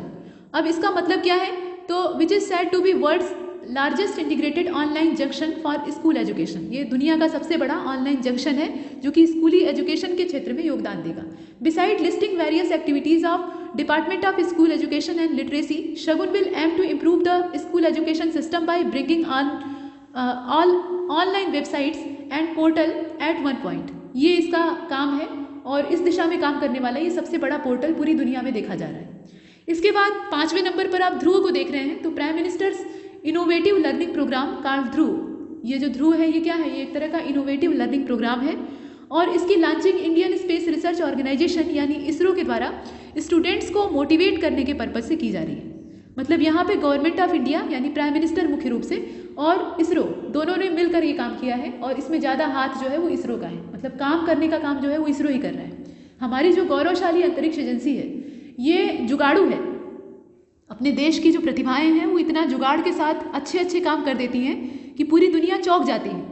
तो वही काम इसरो भी करता है। मतलब इतने कम समय में 1969 का इसकी स्थापना है और जिस समय ये स्थापित होता है उस समय जो सैटेलाइट या जितने भी इंस्ट्रूमेंट होते हैं स्पेस वाले उनको लाने ले जाने के लिए बैलगाड़ी का इस्तेमाल होता था और अब हम कहाँ आ गए हैं ये आप समझ सकते हैं। तो कितनी तेज हमने तरक्की की है ये अपने आप में प्रसन्नता का विषय है। सिर्फ एक चंद्रयान 2 के आधे असफल हो जाने से हम इसके ऊपर कोई ब्लेम नहीं कर सकते। ये गौरवशाली एजेंसी है और हमारे देश का ये एक तरह से मुकुट है। तो यहाँ पर इसने इस ध्रुव को लॉन्च किया है और पीएम का पीछे से हाथ है। अब यहाँ देख रहे हैं आपकी स्टूडेंट्स को मोटिवेट करना, ये इसका लक्ष्य है। और प्रोग्राम का एम क्या है, to cover 2 areas namely science and art. मतलब इसमें दोनों क्षेत्रों को कवर करना। इसरो का नाम इसके साथ जुड़ गया तो आप ये मत समझिएगा कि ये सिर्फ जो साइंस वाला या टेक्नोलॉजी वाला सेक्टर है उसी को प्रमोट करेगा, आर्ट वाले सेक्टर को भी उतना ही प्रमोट करेगा क्योंकि आर्ट जो है ये हमारे देश की संस्कृति से जुड़ा हुआ है। इसके बाद देख लीजिए प्रोग्राम का जो नाम है वो ध्रुव है और ये पोल स्टार के नाम से रखा गया है। पोल स्टार के बारे में आपने देखा है, ये नॉर्थ में दिखाई देता है और इसकी जो कंडीशन है या सिचुएशन है वो फिक्स होती है, वो अपने स्थान से 1 इंच भी इधर उधर नहीं होता है, जहाँ था वहीं उगता है। जो जलयान होते हैं पानी के जहाज या भटके हुए यात्री होते हैं खासतौर पे समुद्र में ऐसी स्थितियां बार बार आती हैं कि आपको दिशा भ्रम हो जाता है। ज़मीन पर तो थोड़ा सा दिशा मालूम करने में सुविधा होती है, जहाँ दूर दूर तक समुद्र का पानी फैला हुआ हो वहाँ आपको दिक्कत होती है। तो ऐसे में जो पोलर स्टार होता है उसका इंतजार करना लोग बेहतर समझते हैं, उससे उन्हें नॉर्थ की जानकारी हो जाती है, तो नॉर्थ से वो अपना जो बाकी डायरेक्शन है उसका पता लगा लेते हैं, इस हिसाब से वो काम करते हैं। और ध्रुव के बारे में अगर देखा जाए तो इसका नाम ध्रुव तारा क्यों रखा गया था? ये पोलर स्टार तो अंग्रेजी में कहा जाता है, लेकिन हम लोग इसे ध्रुव तारा कहते हैं। और 7 जो सप्तऋषि हैं, बड़े बड़े ऋषि हैं, वो इसके चारों ओर तारों के रूप में परिक्रमा करते हैं। आप इन्हें तारों भरे आसमान में देख सकते हैं। तो ये कहानी है राजा उत्तानपाद और उनकी 2 रानियों की, मतलब सुरुचि और सुनीति की। यहाँ पे सुरुचि जो रहती है उनके पुत्र का नाम उत्तम रहता है, और सुनीति जो रहती है वो बड़ी रानी रहती है, मतलब पहले उन्हीं से विवाह हुआ रहता है, तो उनके बेटे का नाम ध्रुव रहता है। अब यहाँ पर राजा अपने दोनों पुत्रों से प्रेम करते हैं, लेकिन जो सुरुचि रहती है छोटी रानी, वो ध्रुव से चिढ़ती रहती है। और ऐसी कंडीशन में एक बार राजा उत्तानपाद ध्रुव को गोदी में बैठाकर प्रेम करते रहते हैं, मतलब प्यार करते रहते हैं। और ऐसे में जो छोटी रानी है सुरुचि, वो अपने पुत्र उत्तम के साथ वहाँ पहुँचती हैं और ध्रुव को खींचकर उत्तानपाद की गोदी से उतार देती हैं और अपने पुत्र उत्तम को उनकी गोदी में बैठा देती है। और ध्रुव को कहती हैं कि ये स्थान तुम्हारा नहीं है, तुम जाकर अपनी जगह खोजो, ये जो जगह है ये मेरे पुत्र उत्तम की है। तो ध्रुव को बहुत बुरा लगता है, उसके अपने पिता की गोद से उसको खींचकर उतार दिया जाता है और पिता भी कुछ नहीं बोलते, वो उसका पक्ष नहीं लेते। तो ऐसी कंडीशन में वो रोता हुआ अपनी माँ के पास जाता है, छोटा सा बच्चा, और अपनी माँ से पूछता है कि मैं कहाँ बैठूँ, मैं जब अपने पिता की गोद में नहीं बैठ सकता तो मैं कहाँ बैठूँ।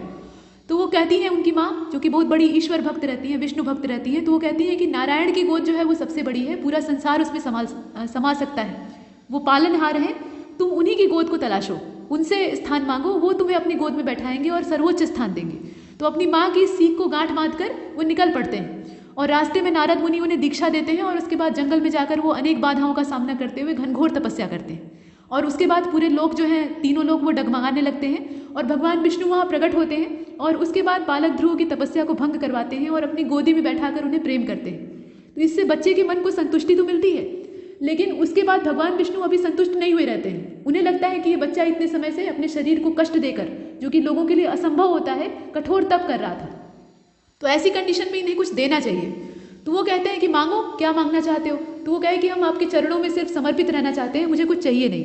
तो ऐसे में भगवान विष्णु कहते हैं कि मैं तुम्हें उत्तर दिशा में एक निश्चित स्थान देता हूँ, जो कि संसार का सर्वोच्च स्थान होगा, और तुम एक तारे के रूप में सदियों तक जगमगाते रहोगे और लोग तुमसे रास्ता पूछ पूछ कर अपनी दिशा निर्देश को प्राप्त करते रहेंगे। तुम दूसरों को दिशा दिखाने का काम करोगे और आने वाली पीढ़ियों के लिए एक मार्गदर्शक की भूमिका निभाओगे, ये तुम्हारा आगे का व्यक्तित्व होगा। तो इस प्रकार से उनका आशीर्वाद था और वो एक तारे के रूप में कन्वर्ट हो जाते हैं। तो ये कहानी है फिलहाल।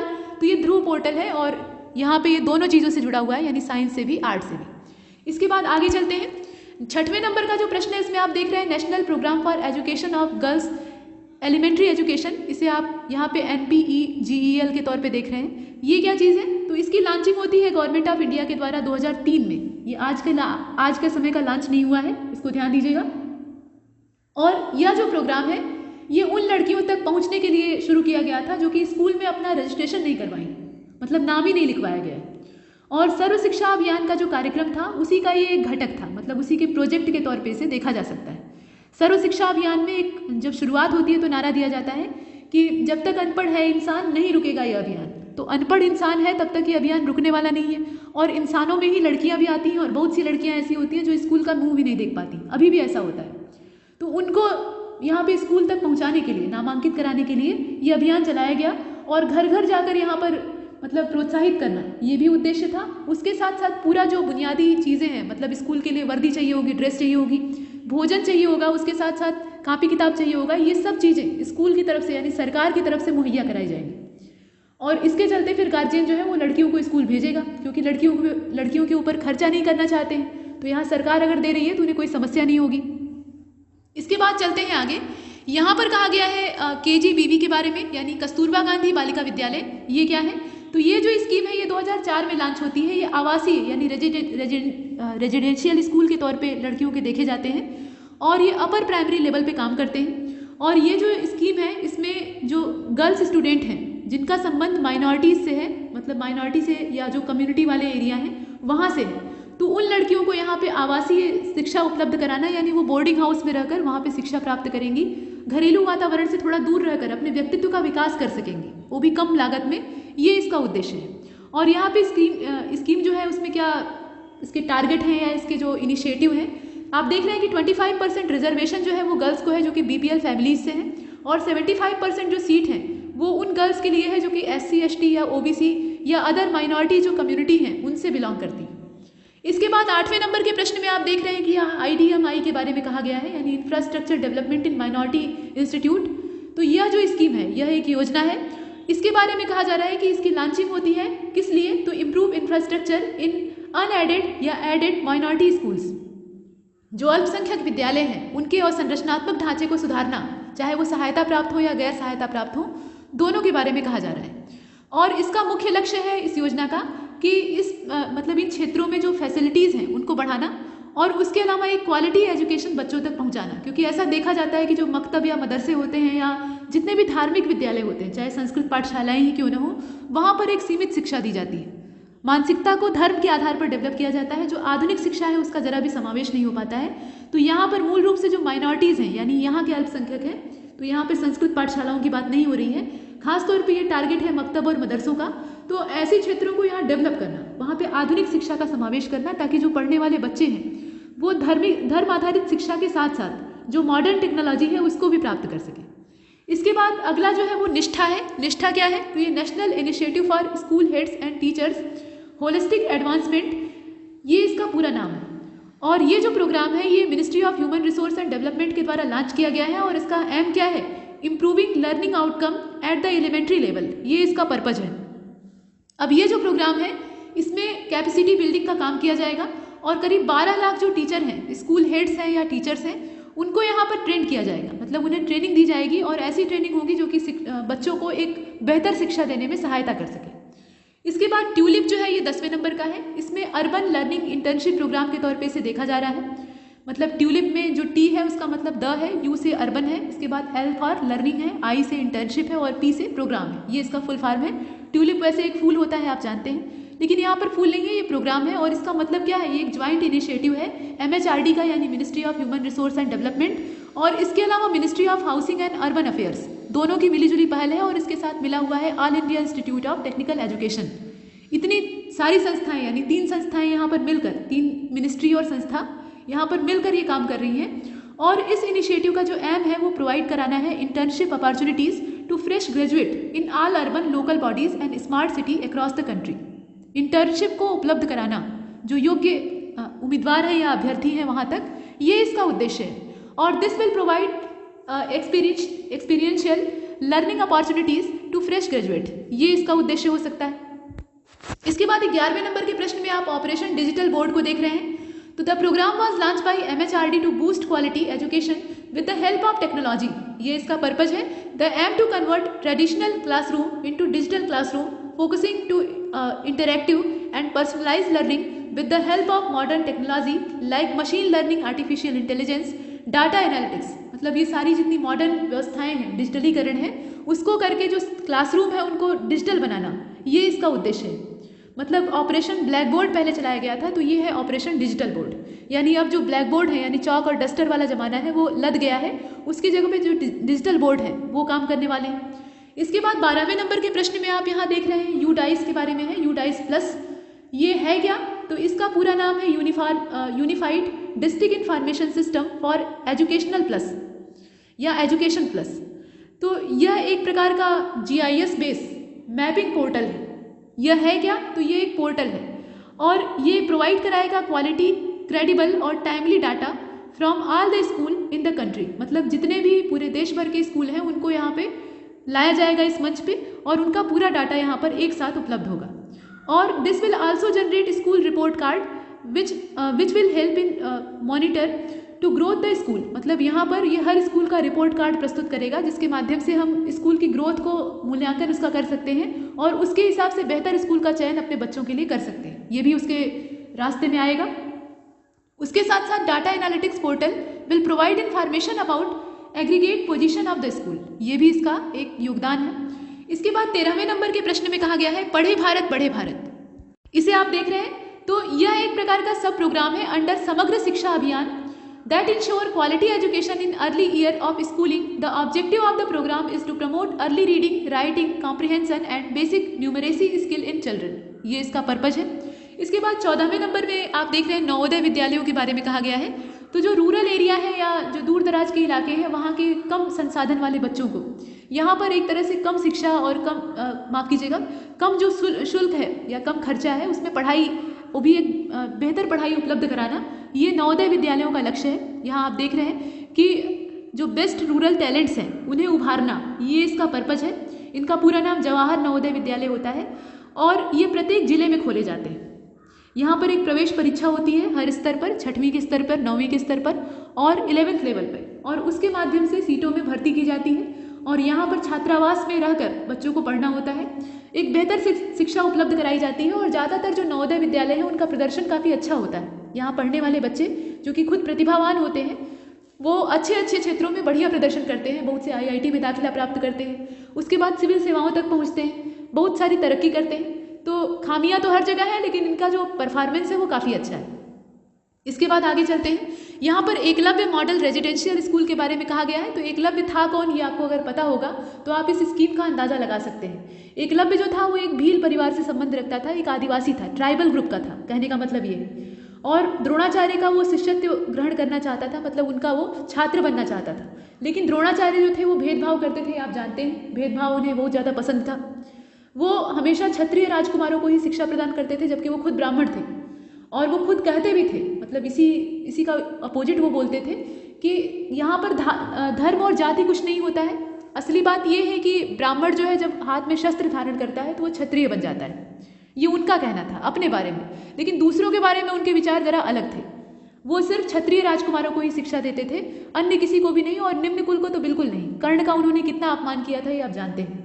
तो यही सब चीज़ें हैं। फिलहाल एकलव्य जो था उसे अपना अंगूठा देना पड़ता है। द्रोणाचार्य की महत्वाकांक्षा इसमें आड़े आ जाती है, मतलब उन्हें ये लगता है कि एकलव्य जो है वो अर्जुन के रास्ते में आ सकता है, तो अर्जुन के रास्ते का कांटा साफ कर दीजिए, ये सब चीज़ें।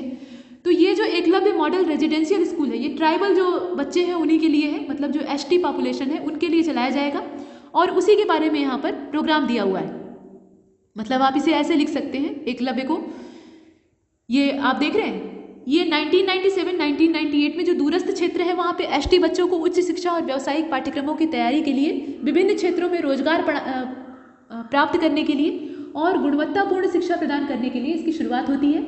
और यहाँ पर जो आदिवासी बच्चे हैं उन्हें इसके दायरे में लाया जाएगा और ये आवासीय विद्यालय होंगे। मतलब एकलव्य मॉडल स्कूल जो है ये कैसे है, ये रेजिडेंशियल है। ऐसा क्यों है, क्योंकि उनके आसपास का जो माहौल है इन बच्चों के, मतलब जो ट्राइबल ग्रुप से संबंधित हैं, वो एकदम पिछड़ा हुआ है, तो उस माहौल में रहकर ये कभी नहीं पढ़ पाएंगे। ये सरकार का मानना है और ये सही बात है। तो इन्हें जरा सा घर से दूर रखकर पहले ट्रेंड किया जाए और एक बार अगर ये ढंग से शिक्षित हो गए तो ये अपने परिवार को भी बदलने में सक्षम हो जाएंगे, ऐसा गवर्नमेंट मानती है। तो ये सब चीज़ें।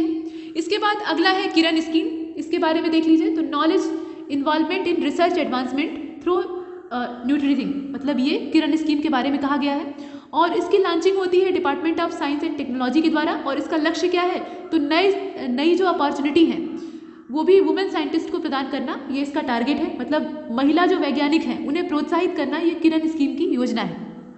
ये खुद एक योजना है और इसका जो टारगेट है वो यही है।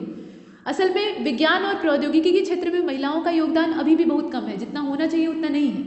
बाकी मेडिकल वगैरह में देखा जाए तो वहाँ पर ज़्यादा है, लेकिन ये जो टेक्नोलॉजी वाला सेक्टर है यहाँ पर इनका रोल कम देखा जाता है। तो उसको प्रोत्साहित करने के लिए और रिसर्च वाले क्षेत्र में बढ़ाने के लिए ये महिला वैज्ञानिकों को प्रोत्साहित करने की स्कीम है, यहाँ आप देख पा रहे हैं। इसके बाद 17वें नंबर के प्रश्न में आप ग्रॉस इनरोलमेंट रेशियो को देख रहे हैं, यानी सकल नामांकन अनुपात को। तो इसके बारे में क्या लिखिएगा, देखिए सकल नामांकन अनुपात जो है इसका उपयोग विभिन्न स्तरों पर शैक्षणिक संस्थानों में जो नामांकित छात्र हैं उनकी कुल संख्या को निर्धारित करने के लिए किया जाता है। जैसे कि प्राइमरी लेवल है, इसके अलावा जो माध्यमिक स्तर है वहाँ पे है, विश्वविद्यालयी स्तर है वहाँ पे है, और जो नई एजुकेशन पॉलिसी आई है 2020 उसमें 2035 तक, सन 2035 तक उच्च शिक्षा संस्थानों में 50% सकल नामांकन अनुपात का लक्ष्य भी रखा गया है। यानी ये जो रेशियो है इसको 50% तक ले जाने का टारगेट है। नेक्स्ट क्वेश्चन नंबर 18 को देखिए, नेशनल डिजिटल लाइब्रेरी के बारे में आपको देखना है। तो NDL इसका पूरा जो शॉर्टकट है उसको हम देख रहे हैं। इसका उद्देश्य है देश के सभी नागरिकों को शिक्षा के माध्यम से सशक्त बनाना, मतलब जानकारी उन तक पहुंचाना, ये इसका टारगेट है। और ये डिजिटल माध्यम से यानी ऑनलाइन प्लेटफॉर्म के जरिए जो मटेरियल है यानी पढ़ाई से संबंधित सामग्री है या पाठ्य पुस्तकें हैं, लेख है, वीडियो है, ऑडियो वाली पुस्तकें हैं, व्याख्यान है, उन सबको एक मंच पर उपलब्ध कराएगा। और इसे ministry of human resource and development के द्वारा लॉन्च किया गया है और IIT खड़गपुर के द्वारा इसको डेवलप किया गया है। इसके बाद एरिया 2020 के बारे में कहा जा रहा है। ये क्या चीज़ है? तो Atal ranking of institution on innovation achievements, ये इसका पूरा नाम है, Atal ranking of institution on innovation achievements. और इसका उद्देश्य क्या है? तो इसका उद्देश्य है हाई क्वालिटी रिसर्च, इनोवेशन और इंटरप्रेन्योरशिप, इन सब को इम्प्रूव करना और इसी को प्रमोट करना, मतलब बड़े स्तर पर यहाँ पर शोध कार्य हो सके और उसके साथ साथ नवाचार का जो प्रस्ताव है उसको बढ़ाया जा सके और उसके साथ इंटर्नशिप वाली जो योजना है उस पर हम आगे भी काम कर सके। इसके चलते इसको लॉन्च किया गया है। इसमें आप और क्या लिख सकते हैं? तो इसमें आप लिख सकते हैं कि उद्यमिता विकास के आधार पर, नवाचार और उद्यमिता विकास का जो आधार है उसके आधार पर भारत के सभी जो मुख्य शिक्षण संस्थान हैं और विश्वविद्यालय हैं उनको रैंकिंग दी जाएगी। और इसमें कुछ संकेतक हैं जैसे कि अवसंरचना और बुनियादी जो सुविधाएं हैं, प्रचार और विचार, जनन और नवाचार, इसके अलावा अभिनव शिक्षण विधियां हैं, ये सब चीज़ें। कुल मिलाकर इसका उद्देश्य है भारत के जो उच्च शिक्षा संस्थान हैं उनको नवाचार का केंद्र बनाना और वैश्विक स्तर पर कंपटीशन के योग्य बनाना, क्योंकि सबसे चिंतनीय बात तो ये है कि पूरे विश्व स्तर पर हमारी गिनती किसी और नहीं है शिक्षा के मामले में। ये बहुत ही शर्मनाक बात है। तो उसको इम्प्रूव करने के लिए गवर्नमेंट हाथ पैर मार रही है और ये उसी दिशा में एक प्रोग्राम है। इसके बाद 19वें नंबर के बाद हम देखते हैं 20वें को। 20वां वाला जो लास्ट इसमें क्वेश्चन है, इसमें रूसा के बारे में कहा गया है। और ये रूसा है क्या? तो ये है राष्ट्रीय उच्चतर शिक्षा अभियान, इसी को कहा जाता है रूसा। इसकी लॉन्चिंग होती है 2013 में। तो हम इसकी चर्चा अब क्यों कर रहे हैं? चर्चा इसलिए कर रहे हैं क्योंकि शिक्षा इस समय एक ज्वलंत मुद्दा बन गया है। कोरोना के साथ साथ इसकी भी बहुत अच्छी खासी चर्चा चल रही है, क्योंकि पहले तो कोरोना जब मतलब उसकी लहर आती है भारत में तो इसकी दुर्गति होती है, मतलब शिक्षा प्रणाली जो है वो ध्वस्त हो जाती है, स्कूल बंद हो जाते हैं, ताले लटक जाते हैं और बच्चों के सामने पढ़ाई का संकट खड़ा हो जाता है। और अभी भी है, हालांकि ऑनलाइन प्लेटफॉर्म जो है वो अपना हाथ पैर मार रहे हैं, काम कर रहे हैं, लेकिन फिर भी जो प्रणालियाँ चल रही थी वो नहीं चल पा रही हैं ढंग से। तो ऐसी स्थिति में शिक्षा वैसे ही चर्चा का विषय था और ऊपर से अब जो नई एजुकेशन पॉलिसी आई है उसमें बहुत बड़ी बड़ी बातें कही गई हैं, लंबे लंबे दावे कहे गए हैं, तो उनको इम्प्लीमेंट करना है और उनके रास्ते में बहुत सारे चैलेंजेस हैं, तो उस पर विचार विमर्श चल रहा है। तो इसलिए शिक्षा वाले क्षेत्र से अच्छे खासे क्वेश्चन बनने की संभावना है। ये करंट अफेयर का एकदम ताज़ा तरीन, एकदम गरम गरम भाप उठता हुआ मुद्दा है। तो चलिए देखते हैं यहाँ पर राष्ट्रीय उच्चतर शिक्षा अभियान जो है रूसा, इसके बारे में अगर देखा जाए तो इसकी लॉन्चिंग 2013 में होती है और ये एक सेंट्रली स्पॉन्सर्ड स्कीम है। इसका ऑब्जेक्टिव क्या है? तो इसका ऑब्जेक्टिव है प्रोवाइड कराना financial assistance to higher education institution across the nation so that equity, access and excellence in education can be achieve. मतलब जो उच्च शिक्षा संस्थान है उनको यहाँ पर वित्त उपलब्ध कराना। ये सेंट्रली स्पॉन्सर्ड स्कीम है, तो केंद्र सरकार जो है वही ये काम करेगी। तो उच्च शिक्षण संस्थानों को यहाँ आर्थिक सहयोग उपलब्ध कराएगी ताकि वो अपने इंफ्रास्ट्रक्चर को डेवलप कर पाएँ और बेहतर शिक्षा उपलब्ध करा पाएँ। ये सब चीज़ें हैं। और the plan will reduce regional imbalances in access to higher education by setting up institution in remote area. जो ये हायर एजुकेशन है, मतलब उच्च शिक्षा है, इसके प्रसार को रिमोट एरिया में बढ़ाने के लिए वहाँ पर भी संस्थानों की स्थापना करवाई जाए ताकि जो वहाँ के लोग हैं, वहाँ के जो योग्य छात्र हैं, वो शिक्षा प्राप्त कर सकें। मतलब स्कूलों की दूर दूर तक पहुँच बनाई जाए। तो देखिए योजनाएं तो बहुत अच्छी अच्छी हैं, लेकिन इसमें समस्या वही है कि इतने ज़्यादा आप वेल ट्रेंड एजुकेटर या जो टीचर्स हैं वो कहाँ से लाएंगे? एक झटके में तो आ नहीं जाएंगे, इन्हें भी बनाने में समय लगेगा, लगभग उतना ही समय लगेगा जितना कि एक बच्चे को पढ़ने में लगता है। यहाँ उसके लिए भी समय चाहिए, क्योंकि जो पहले के परंपरागत शिक्षक हैं वो इस तरह की इनोवेटिव शिक्षा प्रणाली को एकाएक झेल नहीं पाएंगे। उनका दोष नहीं है, उन्होंने इस हिसाब से काम ही नहीं किया है, तो एक झटके में वो परिवर्तित कैसे हो जाएंगे? तो यहाँ पर व्यवहारिक तरीके से योजना बनानी चाहिए, लेकिन योजनाएं जो होती हैं वो हवाई ही होती हैं हमेशा ही, इसीलिए उनका सिर्फ 50% इम्प्लीमेंटेशन हो पाता है, 50% वो हवा में रह जाती हैं। फिलहाल देखना ये होगा, ये रोचक तथ्य होगा कि जो 2020 वाली ये NEP है ये कितनी सार्थक सिद्ध होती है, और हमारी यही शुभकामना है कि ये सार्थक सिद्ध हो। तो ठीक है, तब तक के लिए नमस्कार। ये हमारा टॉपिक यहीं कंप्लीट होता है।